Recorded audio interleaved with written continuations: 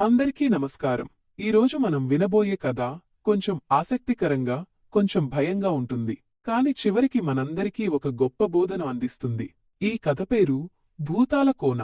ఒకప్పుడు శ్రీరామాపురం అనే ఓ చిన్న గ్రామం ఉండేది. ఆ గ్రామంలో ఉన్న ప్రతి ఒక్కరూ ఎంతో ప్రశాంతంగా జీవించేవారు. అయితే ఆ ఊరిలో ఒక చోట మాత్రం ఎవరూ వెళ్లే ధైర్యం చేసేవారు కాదు. ఆ ప్రాంతమే భూతాల కోన. అది ఊరి చివర్లో దట్టమైన చెట్ల మధ్యలో ఉన్న ఒక చిన్న వీధి. ఆ వీధి గురించి ఊరిలో పెద్దలు చెప్పే మాట. ఆ వీధిలో భూతాలు తిరుగుతుంటాయి. అర్ధరాత్రి ఆ ప్రాంతంలో అరుపులు మూలుగులు వినిపిస్తాయి. ప్రతిరోజు పిల్లలు రాత్రి అల్లరి చేయకుండా పడుకోవాలంటే తల్లిదండ్రులు లేటైతే భూతాల కోనకి పంపిస్తా అని చెప్పేవారు.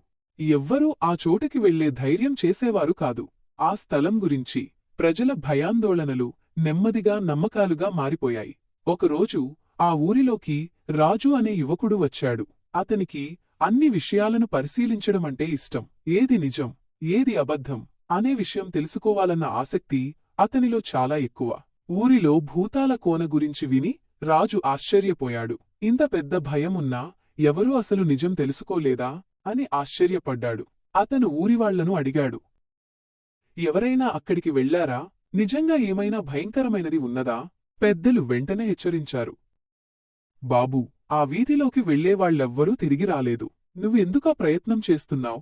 కాని రాజు వినలేదు. అతను ధైర్యంగా అన్నాడు, భయాన్ని ఎదుర్కొని సత్యాన్ని వెలుగులోకి తేవాలనేది నా ధ్యేయం. అతను రాత్రివేళ చేతిలో టార్చ్ పట్టుకుని నెమ్మదిగా భూతాల కోనవైపు నడక ప్రారంభించాడు. చుట్టూ దట్టమైన చీకటి. చెట్లు కదులుతూ గాలిని తోసుకుంటూ శబ్దాలు చేస్తున్నాయి. ఎక్కడికక్కడ ఊగే కొమ్మలు, చప్పుడు చేసే ఆకులు అన్నీ కలిసి వాతావరణాన్ని భయానకంగా మార్చాయి.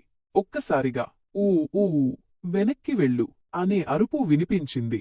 రాజు కాసేపు దిగ్భ్రాంతిగా నిలబడ్డాడు. తరువాత ధైర్యంగా టార్చ్ వెలుతురును ఆ శబ్దం వచ్చే దిశగా అడుగులు వేశాడు. అలా అడుగులు వేస్తూ ముందుకు వెళుతుండగా చెట్ల మధ్యలో ఒక వస్తువు కనబడ్డది. అది ఏంటో అని చూడగా అక్కడొక పాత టేప్ రికార్డర్ మరియు స్పీకరున్నాయి. దానిలో నుంచే భూతాల అరుపులు, మూలుగులు, భయపెట్టే శబ్దాలు రికార్డు చేసి పెట్టారు. ఆ టేప్ రాత్రి వేళలు ఆటోమేటిక్గా ప్లే అయ్యేలా అమర్చారు. రాజు దీనిని చూసి అబ్బురపోయాడు. అసలు భూతం లేదు. ఎవరో ఉద్దేశపూర్వకంగా ప్రజలను భయపెట్టి ఆ ప్రదేశాన్ని ఖాళీగా ఉంచుకోవాలనుకున్నారు.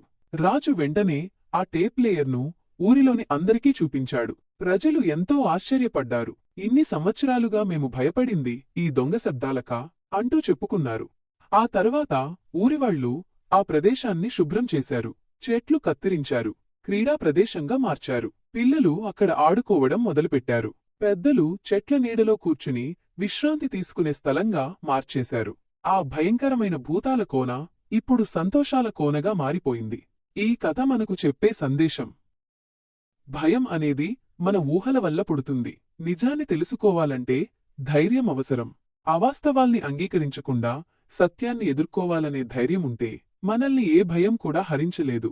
మీకు ఈ కథ నచ్చిందా ఫ్రెండ్స్? అయితే లైక్ చేయండి, కామెంట్ చేయండి మరియు మా ఛానల్ను సబ్స్క్రైబ్ చేయండి. ఇలాంటివి మరిన్ని తెలుగు నైతిక కథల కోసం మా ఛానల్ని ఫాలో చేయండి. Thank you friends.